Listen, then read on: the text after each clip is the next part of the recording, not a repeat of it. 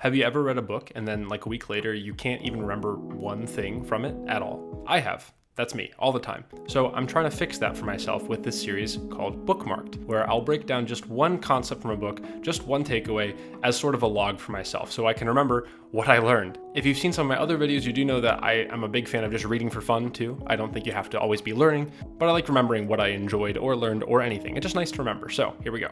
Today's bookmarked: actions versus results in the Bhagavad Gita. So I could probably have picked an easier book for my first video in this series than a foundational text for a religion I'm not hyper familiar with. But hey, I'm just going to be looking at one concept. I'm not going to analyze or break down the whole book. I'm not qualified to do that. So if you're not familiar at all, the Bhagavad Gita, or the Gita, is one of the Hindu scriptures. It's broken up into 18 teachings. It's primarily a conversation between two people in a chariot, a prince named Arjuna, who's the rider, and then the deity Krishna, who's the driver. They're on a battlefield. They're about to go to war, and Arjuna has big questions about life, about war, about right and wrong. And if you want answers to all those questions, you're going to have to read the whole thing. But we're just going to tackle one topic today, and that comes from the second of the 18 teachings. Now, again, I'm not claiming familiarity or expertise on the Hindu faith or I'm very unfamiliar with most of it, honestly. So apologies if I do misrepresent anything here. But in this part of the second teaching, Krishna is trying to help Arjuna detach himself from a lot of different things and do what he has to do. This is just a very brief snippet, but he says,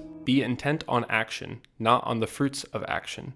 Avoid attraction to the fruits and attachment to inaction." That translation is by Barbara Stoller Miller. An older translation says, "Let right deeds be thy motive, not the fruit which comes from them." Krishna is encouraging Arjuna to pursue action, not fruit, doing, not an outcome, and process, not results. By the way, yes, I am aware I'm oversimplifying a very short excerpt of a complex and ancient text. I really do recommend reading the whole thing if you would like more context and a better understanding. Now, how does this look for my life and for your life? I think we can take this phrase and apply it in two ways.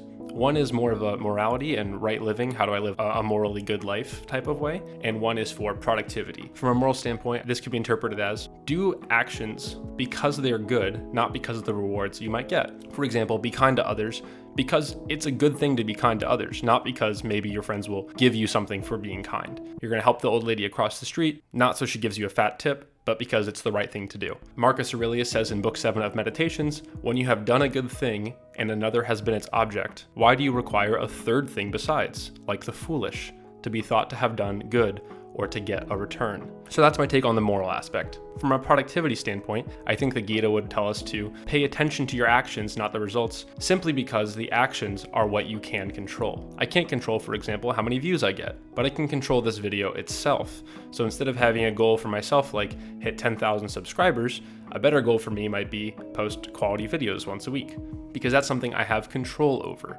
Instead of a goal like lose 20 pounds, maybe a better goal is walk a mile every day. Replace be a best-selling author with write 500 words a day, and maybe read a book on writing every month. If you focus on actions, it will lead to the fruit.